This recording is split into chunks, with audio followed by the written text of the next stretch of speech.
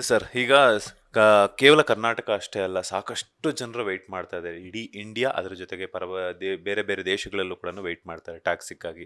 So ನೀವೆಷ್ಟು weight ಮಾಡ್ತಿದ್ದೀರಾ? ಈ ಒಂದು ಟೀಸರ್ನಲ್ಲೇ ಸಾಕಷ್ಟು ಕುತೂಹಲ, ಅದ್ರ ಜೊತೆ ಕ್ಯೂರಿಯಾಸಿಟಿ ಬಿಲ್ಡ್ ಮಾಡಿದೆ. ನೀವು ಹೇಳಿದಾಗ್ಲೇ ಡ್ಯಾಡ್ಸ್ ಹೋಮ್ ಡೈಲಾಗ್ ಆಗಿರ್ಬೋದು, ಅದ್ರ ಜೊತೆಗೆ ಪಕ್ಕಾ ಪ್ಲಾನ್ ಮಾಡಿ ಶೂಟ್ ಮಾಡಿರೋಂಥ ಅಂತ ಹೇಳ್ಬಿಟ್ಟು ನೀವೇನೆ ಆಸ್ ಎ ಡೈರೆಕ್ಟರ್ ವರ್ಷನ್ ಕಡೆಯಿಂದ ನೀವು ಕೂಡ ಥಿಂಕ್ ಮಾಡಿ ಹೇಳಿದ್ರ. ಇಲ್ಲ ನನಗೆ ಒಟ್ಟಾರೆ ಏನು ಅಂತಂದರೆ ಅವ್ರದ್ದು ಸ್ಟಾರ್ ಕಾಸ್ಟ್ ಅಂದರೆ ಇಲ್ಲಿವರೆಗೂ ಬಿಟ್ಟಿರುವಂಥ ಏನು 5 ಜನ ಫೀಮೇಲ್ ಸ್ಟಾರ್ ಕಾಸ್ಟ್ನ ಏನು ಬಿಟ್ಟಿದ್ದಾರೆ ಅದೆಲ್ಲ ತುಂಬ ಏನು ಇಂಟ್ರೆಸ್ಟಿಂಗ್ ಕ್ರಿಯೇಟ್ ಮಾಡ್ತಾ ಇದೆ ನಮಗೆ. ಆ ಥರ ಕ್ಯಾರೆಕ್ಟರ್ಗಳನ್ನೆಲ್ಲ ಬಿಟ್ಟಿದ್ದಾರೆ. ಅದೆಲ್ಲ ಇಂಟ್ರೆಸ್ಟ್ ಕ್ರಿಯೇಟ್ ಮಾಡ್ತಾ ಇದೆ ಒಂದು ವಿಷಯ. ಇನ್ನೊಂದೇನೆಂದರೆ ಗೀತು ಮೋಹನ್ ದಾಸ್ ಅವ್ರದ್ದು 2 ಸಿನಿಮಾನೂ ನಾನು ನೋಡಿದ್ದೀನಿ ಅವ್ರದ್ದು. ಅವರು ಕ್ಯಾರೆಕ್ಟ್ರೇಷನ್ ಸಖತ್ತಾಗಿ ಬರೀತಾರೆ ಅವ್ರದ್ದು ರೈಟಿಂಗ್ ಸ್ಟೈಲು, ಕ್ಯಾರೆಕ್ಟರೇಷನ್ಸ್ನು ಬರೆಯೋದು ತುಂಬ ಚೆನ್ನಾಗಿ ಅವರು ಬರೀತಾರೆ. ಅವ್ರ ಸಿನಿಮಾಗಳನ್ನ ನೋಡಿದ್ದೀನಿ, ಗೀತು ಮೋಹನ್ ದಾಸ್ದು ಸಿನಿಮಾಗಳು ನೋಡಿದ್ದೀನಿ. ಆಮೇಲೆ ಅವ್ರ ಹಸ್ಬೆಂಡ್ ರವಿ DOP ಏನಿದ್ದಾರೆ, ಅವರು ಒಂದು ಸಿನಿಮಾನ ಡೈರೆಕ್ಟ್ ಮಾಡಿದ್ದಾರೆ. ದುಲ್ಕರ್ ಸಲ್ಮಾನ್ದು ಒಂದು ಸಿನಿಮಾ ಡೈರೆಕ್ಟ್ ಮಾಡಿದ್ದಾರೆ. ಆ ಸಿನಿಮಾನೂ ನಾನು ನೋಡಿದ್ದೀನಿ. ತುಂಬ ಟ್ಯಾಲೆಂಟ್ ಇರುವಂಥ ಒಂದು ಟೀಮ್ ಇದೆ ಅಲ್ಲಿ. ಅವ್ರ ಮೇಲೆ ಎಲ್ಲರ ಮೇಲೂ ಹೋಪ್ ಇದೆ. ಆಮೇಲೆ ಯಶ್ ಅವ್ರ ಬಗ್ಗೆ ನನಗೆ ತುಂಬ ಚೆನ್ನಾಗಿ ಗೊತ್ತಿದೆ. ಅವರು ಮಾಸ್ನ ತುಂಬ ಚೆನ್ನಾಗಿ ಎಲಿವೇಷನ್ಸ್ ಮಾಡ್ತಾರೆ ಅವರು. ಆ ಥರ ಎಲಿವೇಷನ್ಸ್ ಯಶ್ ಅವರು ತುಂಬ ಚೆನ್ನಾಗಿ ಆ ಎಲಿವೇಷನ್ಸ್ಗಳನ್ನ ಅವ್ರು ಮಾಡ್ತಾರೆ. ಅದರಿಂದ ಆ ಟೀಮ್ ಮೇಲೆ ನನಗೆ ತುಂಬ ಹೋಪ್ ಇದೆ. ಮತ್ತು ಅವ್ರು ಬಿಟ್ಟಿರುವಂಥ ಸ್ಟಾರ್ ಕಾಸ್ಟ್ ಒಂದು ಒಂದು ಹೊಸ ಥರದ್ದೇ ಇದೆ. ಅಷ್ಟು ಜನ ಫೀಮೇಲ್ ಲೀಡ್ಸ್ ಇದ್ದಾರೆ. ಅದೆಲ್ಲ ಸಿನಿಮಾನ ತುಂಬ ದೊಡ್ಡ ಮಟ್ಟಿಗೆ ಹೋಪು ಮತ್ತು ಇಂಟ್ರೆಸ್ಟು, ಕಾಯುವಿಕೆ ಎಲ್ಲನೂ ಕೊಡ್ತಾ ಇದೆ. ಈಗ ಬ್ಯಾಕ್ ಟು ಬ್ಯಾಕ್ ಸಿನಿಮಾಗಳಲ್ಲಿ ನೀವು ಕೂಡ ಬ್ಯುಸಿ ಆಗಿರುವಂಥದ್ದು, ನಮ್ಗೆ ನೆನಪಾಗುವಂಥದ್ದು ಏನಂತಂದರೆ ಸಾಕಷ್ಟು ಸೌಂಡ್ ಮಾಡ್ತಿರುವಂಥ ಸೋಷಿಯಲ್ ಮೀಡಿಯಾದಲ್ಲಿ ರಾಮರಸ. ಸೊ ಯಾವಾಗ ಎಕ್ಸ್ಪೆಕ್ಟ್ ಮಾಡಬಹುದು? ಎಷ್ಟಿದೆ, ಎಲ್ಲಿ ಗಂಟ ಶೂಟಿಂಗ್ ಆಗಿದೆ ಆ್ಯಂಡ್ ಎಷ್ಟು ಪರ್ಸೆಂಟೇಜ್ ಬಾಕಿ ಇದೆ ಅಂತ? ರಾಮರಸ ಶೂಟ್ ಆಲ್ಮೋಸ್ಟ್ 98% ಮುಗಿದಿದೆ. ಇನ್ನೊಂದು ಇವಾಗ ಸೋಮವಾರಿಂದ ಶೂಟ್ಗೆ ಹೋಗ್ತಾ ಇದ್ದೀವಿ 12th. ಇನ್ನೊಂದು 5 ಡೇಸ್ 6 ಡೇಸ್ ಶೂಟ್ ಇದೆ. ಅಂದರೆ ಇದು ಪ್ರೆಸೆಂಟ್ ಕತೆ ಮತ್ತು 12th ಸೆಂಚುರಿಯಲ್ಲಿ ನಡೆಯೋ ಕತೆ ಎರಡೂ ಕತೆ ಆಗಿರೋದ್ರಿಂದ 12th ಸೆಂಚುರಿನ ಕ್ರಿಯೇಟ್ ಮಾಡೋಕ್ಕೆ ಸ್ವಲ್ಪ ಸೆಟ್ಗಳು ಮತ್ತು ಅದರದ್ದು CG ವರ್ಕ್ಗಳು, ಆ ಥರದ್ದು ತುಂಬ ವಿಷಯಗಳು ಕೆಲಸ ತುಂಬ ಆಗ್ತಾಯಿದೆ. ಅದಕ್ಕೆ ಸ್ವಲ್ಪ ಟೈಮ್ ತೊಗೊಳ್ತಾ ಇದ್ದೀವಿ ನಾವು. ಅದೆಲ್ಲ ಮುಗಿದಿದೆ. ಅಂದರೆ ಅದು CG ಅಂತಂದರೆ ಎಲ್ಲರೂ ರೀಸನ್ ಹೇಳ್ತಾರೆ CG ಅಂತ. ಆದರೆ ಈ ಸಿನಿಮಾ ಬಂದಾಗ ಅದರದ್ದು CG ವರ್ಕ್ ಏನಿತ್ತು ಅನ್ನೋದನ್ನು ನೋಡಿದರೆ ಎಲ್ರಿಗೂ ಗೊತ್ತಾಗುತ್ತೆ. ಸ್ಟಾರ್ ಕಾಸ್ಟ್ ತುಂಬ ದೊಡ್ಡದಾಗಿದೆ. ಇವಾಗ ಆಲ್ರೆಡಿ ನಾವು ಹೇಳಿರೋ ಪ್ರಕಾರ ಇವಾಗ ಬಿಟ್ಟಿರೋದೇನೆಂದರೆ ಓನ್ಲಿ ನಾವು ಜಿ ಅಕಾಡೆಮಿ 15 ಜನ ಸ್ಟೂಡೆಂಟ್ಸ್ ಮಾಡ್ತಾ ಇದ್ದಾರೆ ಅಂತ ಹೇಳಿದ್ದೀವಿ. ಕಾರ್ತಿಕ್ ಮಹೇಶ್ ಮಾಡ್ತಾ ಇದ್ದಾರೆ ಅಂತ ಹೇಳಿದ್ದೀವಿ.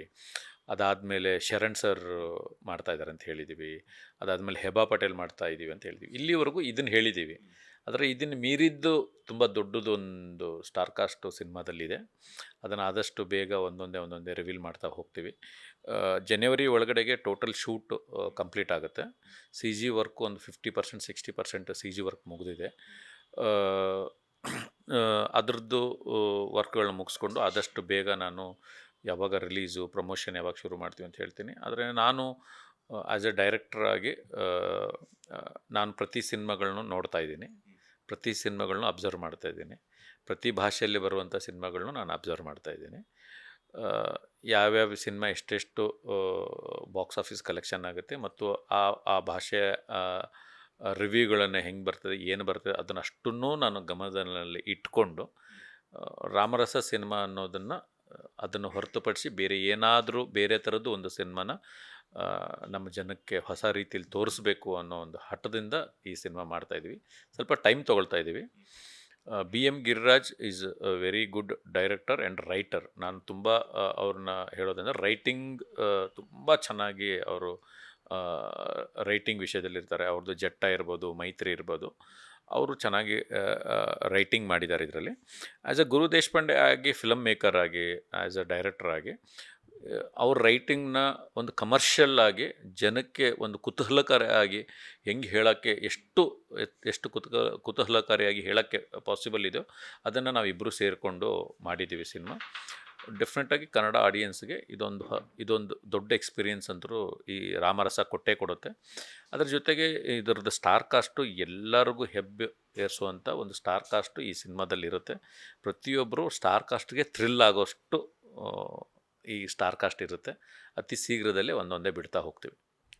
ಈಗ ನೀವು ತಗೊಂಡಿರುವಂಥ ಸ್ಟಾರ್ ಕ್ಯಾಸ್ಟಲ್ಲೇ ಸಾಕಷ್ಟು ಕ್ಯೂರಿಯಾಸಿಟಿ ಬಿಲ್ಡ್ ಮಾಡೋಣ, ಅದರಲ್ಲೂ ಕೂಡ ಈಗ ಸರ್ಪ್ರೈಸ್ ಎಲಿಮೆಂಟ್ಸನ್ನು ಇಟ್ಟಿರುವಂಥದ್ದು ಏನಪ್ಪ ಅನ್ನುವಂಥದ್ದು ಕನ್ನಡ ಸಿನಿಮಾ ರಂಗದ ಸಿನಿ ಪ್ರೇಕ್ಷಕರಿಗೆ ಯಕ್ಷ ಪ್ರಶ್ನೆಯಾಗಿ ಕಾಡ್ತಿರುವಂಥದ್ದು ಒಂದು ಹುಳ ಬಿಟ್ಟಂಗೆ. ಆ್ಯಕ್ಚುಲಿ ಈಗ ನೀವು ಸ್ಟಾರ್ ಕ್ಯಾಸ್ಟ್ ಇವಾಗ ಇರೋವಂಥವ್ರೇ ದೊಡ್ಡ ಸ್ಟಾರ್ ಕ್ಯಾಸ್ಟ್ ಈಗ ಬರ್ತಿರುವಂಥ ಸಿನಿಮಾಗಳೆಲ್ಲ ಕಂಪ್ಯಾರಿಸನ್ ಮಾಡ್ಕೊಂಡಾಗ, ಅದರಲ್ಲೂ ಕೂಡ ಇನ್ನೊಂದಷ್ಟು ಜನನ ಹೈಡ್ ಮಾಡಿ ಒಬ್ಬೊಬ್ಬರೇ ಮುಂದಿನ ದಿನಗಳಲ್ಲಿ ಬಿಡಬೇಕು ಅಂದಾಗ, ಸೊ ಈ ಒಂದು ರಾಮರಸ ಟೈಟಲ್ಗೂ ಈ ಸ್ಟಾರ್ ಕ್ಯಾಸ್ಟ್ಗೂ ಏನೆಲ್ಲ ಲಿಂಕ್ ಇರಬಹುದು ಅಂತ? ಇಲ್ಲ, ಇದು ಏನಂದರೆ ಇದು ಒಂದು ಅದೇ ಹೇಳಿದ್ನಲ್ವ, ಅಂದರೆ ನಾನು ಹೇಳೋದೇನಂದ್ರೆ, ನಾನು ಪ್ರತಿಯೊಂದನ್ನು ಅಬ್ಸರ್ವ್ ಮಾಡ್ತಾ ಇದ್ದೀನಿ. ಅಂದರೆ ಇವಾಗ ಹಿಂದಿಯಲ್ಲಿ ಲಾಸ್ಟ್ ಇಯರ್ ನಿಮಗೆ ಒಂದು ಸ್ತ್ರೀ 2 ಅಂತ ಒಂದು ಸಿನಿಮಾ ರಿಲೀಸ್ ಆಗಿದೆ. ಅದಾದಮೇಲೆ ನಾವು ತೆಲುಗುವಲ್ಲಿ ತುಂಬ ಒಳ್ಳೊಳ್ಳೆ ಸಿನಿಮಾಗಳು, ಆ ಥರದ್ದು ಸಿನಿಮಾಗಳು ರಿಲೀಸ್ ಆಗಿದ್ದಾವೆ. ಇವಾಗ ಅಖಂಡ 2 ಅಂತಲೂ ಸಿನಿಮಾ ರಿಲೀಸ್ ಆಗಿದೆ. ನಮ್ಮಲ್ಲೂ ಕನ್ನಡದಲ್ಲಿ ಕಾಂತಾರ ಅಂತ ಸಿನಿಮಾ ರಿಲೀಸ್ ಆಗಿದೆ. ಇವಾಗ 45 ಅಂತ ಸಿನಿಮಾ ರಿಲೀಸ್ ಆಗಿದೆ. ಅಂದರೆ ಈ ಪ್ರತಿಯೊಂದನ್ನು ನಾನು ಅಬ್ಸರ್ವ್ ಮಾಡ್ತಾ ಇದ್ದೀನಿ. ನಾವು 1.5 ವರ್ಷ 1.25 ವರ್ಷದಿಂದ ಶೂಟ್ ಮಾಡ್ತಾ ಇದ್ದೀವಿ. ಪ್ರತಿಯೊಂದನ್ನು ಅಬ್ಸರ್ವ್ ಮಾಡಿಕೊಂಡು ಇದನ್ನು ಮೀರಿದಾದಂಥ ಒಂದು ಕಂಟೆಂಟನ್ನು ನಾವು ಕೊಡಲೇಬೇಕಾಗತ್ತೆ. ನಾನು ಅಂದರೆ ಎಲ್ಲ ಭಾಷೆಯ ಸಿನಿಮಾಗಳನ್ನು ನಾನು ನೋಡ್ತೀನಿ, ಎಲ್ಲ ಭಾಷೆಯ ಸಿನಿಮಾಗಳನ್ನು ನೋಡ್ತೀನಿ. ಅದನ್ನೆಲ್ಲ ನೋಡಿಕೊಂಡು ನಾನಿವಾಗ ಹೋಗ್ತಾ ಇರೋದ್ರಿಂದ, ಮತ್ತು ನಾನು ಪ್ರೊಡ್ಯೂಸರ್ ಆಗಿರೋದ್ರಿಂದ, ನಾನು ಡೈರೆಕ್ಟರ್ ಆಗಿರೋದ್ರಿಂದ, ನಾನು ಏನೋ ಒಂದು ಹೊಸದನ್ನು ಕೊಡಬೇಕು. ಆಮೇಲೆ ಇವಾಗ ಹೆಂಗಾಗಿದೆ ಅಂದರೆ, ನಾವು ರೀಲ್ ನೋಡೋ ಜಮಾನಕ್ಕೆ ಬಂದುಬಿಟ್ಟಿದ್ದೀವಿ. 1 ನಿಮಿಷನೂ ನೋಡೋಷ್ಟು 30 ಸೆಕೆಂಡ್ 15 ಸೆಕೆಂಡ್ 30 ಸೆಕೆಂಡು ನೋಡೋ ಪೇಷನ್ಸನ್ನು ಉಳಿಸ್ಕೊಂಡಿದ್ದೀವಿ ಅಷ್ಟೇ. ಇವಾಗ ಥಿಯೇಟ್ರಿಗೆ ಬಂದೇ ನಾವು ಸಿನಿಮಾ ನೋಡ್ತೀವಿ, ಇಲ್ಲ ಅಂತ ಹೇಳಲ್ಲ. ಆದರೆ ಥಿಯೇಟ್ರಲ್ಲೂ ನಿಮಗೆ ಒಂದು 10 ನಿಮಿಷ 15 ನಿಮಿಷ ನಿಮಗೆ ಇಂಟ್ರೆಸ್ಟ್ ಇಲ್ಲಂದರೆ ಕೈ ಮೊಬೈಲ್ಗೆ ಹೋಗ್ಬಿಡುತ್ತೆ. ಮೊಬೈಲಲ್ಲಿ ಏನೋ ಹುಡುಕಕ್ಕೆ ಸ್ಟಾರ್ಟ್ ಮಾಡಿಬಿಡ್ತೀವಿ ಥಿಯೇಟ್ರಲ್ಲೇ ಕೂತ್ಕೊಂಡು. ಅದನ್ನೆಲ್ಲ ನಾವು ಅಬ್ಸರ್ವೇಷನಲ್ಲೇ ಇದ್ದೀನಿ ನಾನು. ಅದನ್ನು ಮೀರಿದ್ದು ಏನೋ ಒಂದು ಕೊಡೋ ತವಕದಲ್ಲಿದ್ದೀನಿ. ಅದರದ್ದು ವರ್ಕ್ ಅಂತೂ ಡೆಫಿನೆಟಾಗಿ ಮಾಡ್ತಾಯಿದ್ದೀವಿ. ನನ್ನ ಇಲ್ಲಿವರೆಗೂ ನೋಡಿರುವಂಥ ಸಿನಿಮಾಗಳು ಮತ್ತು ನಾನು ಮಾಡಿರೋ ಪ್ರೊಡಕ್ಷನ್ ಸಿನಿಮಾಗಳು, ನೀವು ಜೆಂಟ್ಲ್ಮ್ಯಾನ್ ಸಿನಿಮಾ ನೋಡಿರ್ತೀರ, ಪೆಂಟಗನ್ ಅಂತ ಒಂದು ಎಕ್ಸ್ಪೆರಿಮೆಂಟ್ ಸಿನಿಮಾ ನೋಡಿರ್ತೀರ. ಇದೆಲ್ಲನೂ ಮಾಡಿರೋದು. ಇನ್ನು ಮುಂದೆ ಮಾಡಬೇಕಪ್ಪ ಅಂತಂದರೆ ಏನೋ ಒಂದು ಹೊಸದು ಮತ್ತು ಒಂದು ಒಳ್ಳೆ ಬೇರೆ ಥರದ್ದೇ ಒಂದು ಸಿನಿಮಾನ ಕೊಡಬೇಕನ್ನೋ ಆಸೆ ಡೆಫಿನೆಟಾಗಿ ನನಗೂ ಇದೆ. ಅದಕ್ಕೆ ಸಾಕಷ್ಟು ಟೈಮ್ ತೊಗೊಂಡಿದ್ದೀವಿ. ಎಲ್ಲ ಥರದ್ದು ಇರುತ್ತೆ. ನಿಮಗೆ ಒಂದು ಸ್ಟಾರ್ ಕಾಸ್ಟಲ್ಲಿ ಒಂದು ಹೊಸ ಥರದ್ದಿರುತ್ತೆ, ಒಂದು ಹೊಸ ಎಲಿಮೆಂಟ್ಸ್ ಇರುತ್ತೆ. ಆಮೇಲೆ ಸ್ಕ್ರಿಪ್ಟ್ ವಿಷಯದಲ್ಲೂ, ರೈಟಿಂಗ್ ವಿಷಯದಲ್ಲೂ ತುಂಬ ಒಂದು ಹೊಸದಂತರೂ ಇದ್ದೇ ಇರುತ್ತೆ. ರಾಮರಸ ಒಂದು ಬೇರೆ ಥರದ್ದಾದಂಥ ಜಾನರ್ ಇದೆ. ಒಂದು ಹೊಸ ಎಕ್ಸ್ಪೀರಿಯೆನ್ಸ್ ನಿಮಗೆಲ್ರಿಗೂ ಕೊಡುತ್ತೆ ರಾಮರಸ. 2026 ಡೆಫಿನೆಟಾಗಿ ಒಂದು ತುಂಬ ದೊಡ್ಡ ರೀತಿಯಲ್ಲಿ ನಮ್ಮ ಲೈಫ್ನ ತೊಗೊಂಡು ಹೋಗುತ್ತೆ ಅನ್ನೋ ನಂಬಿಕೆ ಗ್ಯಾರಂಟಿ ಇದೆ. ಸರ್ ಹೇಳಿದ್ರಿ ಶೀಘ್ರದಲ್ಲೇ ಅಂತ ಹೇಳ್ಬಿಟ್ಟು, ಸಮ್ಮರ್ ಹಾಲಿಡೇಸ್ಗೆ ಏನಾದರೂ ಎಕ್ಸ್ಪೆಕ್ಟ್ ಮಾಡಬಹುದಾ, ಅಥವಾ ಇಲ್ಲ ಅಂತಂದರೆ ಇಯರ್ ಎಂಡಿಂಗ್ ಎಕ್ಸ್ಪೆಕ್ಟ್ ಮಾಡಬಹುದಾ? ಇಲ್ಲ, ಮಧ್ಯದಲ್ಲಿ ಬಂದುಬಿಡ್ತೀವಿ. ಅಷ್ಟು ದೂರ ಹೋಗೋದಿಲ್ಲ, ಮಧ್ಯದಲ್ಲಿ ಬಂದುಬಿಡ್ತೀವಿ. ಆಫ್ಟರ್ ಮಾರ್ಚ್ ನಾವು ಬಂದುಬಿಡ್ತೀವಿ. ಅದು ಯಾವಾಗಂತ ಇನ್ನೂ ಹೇಳ್ತೀನಿ. ಆಫ್ಟರ್ ಮಾರ್ಚ್ ಬಂದುಬಿಡ್ತೀವಿ. ಆಡಿಯೋ ಎಕ್ಸ್ಟ್ರಾರ್ಡಿನರಿ ಇದೆ ನಮ್ಮದು. ಸಾಂಗ್ಗಳು ತುಂಬ ಚೆನ್ನಾಗಿದ್ದಾವೆ. ಭರತ್ BJ ಮ್ಯೂಸಿಕ್ ಮಾಡಿದ್ದಾರೆ. ಸಾಂಗ್ಗಳು ತುಂಬ ದೊಡ್ಡ ಮಟ್ಟದಲ್ಲಿ ಸಾಂಗ್ಗಳು, ಸೌಂಡ್ ಅಂದ್ರೆ ಗ್ಯಾರಂಟಿ ಮಾಡುತ್ತೆ. ಅದರಿಂದ ನಾವು ಆದಷ್ಟು ಬೇಗ ಜನವರಿ ಎಂಡ್ ಅನ್ನೋಷ್ಟರಲ್ಲಿ ಇದು ಮಿಕ್ಕಿರೋ ಶೂಟೆಲ್ಲ ಮುಗಿಸ್ಬಿಟ್ಟು ಫೆಬ್ರವರಿಯಿಂದ ಪ್ರಮೋಷನ್ ಸ್ಟಾರ್ಟ್ ಮಾಡ್ತೀವಿ. ಆಫ್ಟರ್ ಮಾರ್ಚ್ ಟಾಕ್ಸಿಕ್ ಎಲ್ಲ ರಿಲೀಸ್ ಆದಮೇಲೆ ಅದನ್ನು ನೋಡಿಕೊಂಡು ನಾವು ಬಂದುಬಿಡ್ತೀವಿ. ಎಸ್ ಸರ್, ಈಗ ಫೈನಲಿ ಯಶ್ ಅವರ ಅಭಿಮಾನಿಗಳ ಕಡೆಯಿಂದ ಹಾಗೆಯೇ ನಿಮ್ಮ ಕಡೆಯಿಂದ ಯಾವ ರೀತಿ ವಿಶಸ್ಸನ್ನು ತಿಳಿಸ್ತೀರಾ, ಆ್ಯಂಡ್ ಹಾಗೆಯೇ ಯಶ್ ಅವರ ಅಭಿಮಾನಿಗಳಿಗೆ, ನಿಮ್ಮ ಅಭಿಮಾನಿಗಳಿಗೆ ಏನು ಹೇಳ್ತೀರಾ ಅಂತ? ರಾಕಿಂಗ್ ಸ್ಟಾರ್ ಯಶ್ ಅವ್ರಿಗೆ ಹುಟ್ಟುಹಬ್ಬದ ಶುಭಾಶಯಗಳು.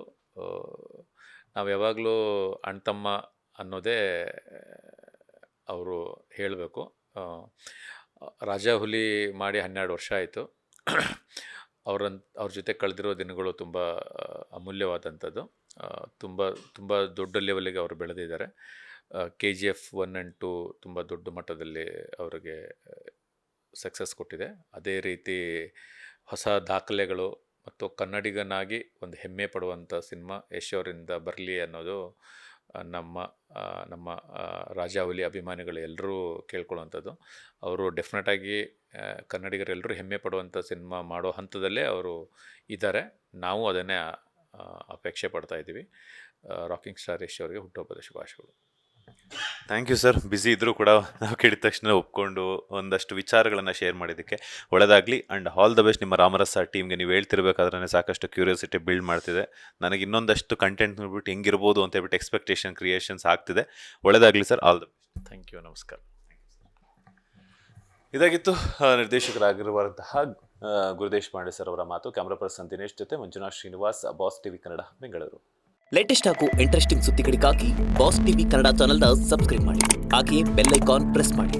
ಇದರ ಜೊತೆಗೆ ಫೇಸ್ಬುಕ್, ಇನ್ಸ್ಟಾಗ್ರಾಮ್, ಎಕ್ಸ್ನಲ್ಲೂ ಮಿಸ್ ಮಾಡದೆ ಫಾಲೋ ಮಾಡಿ.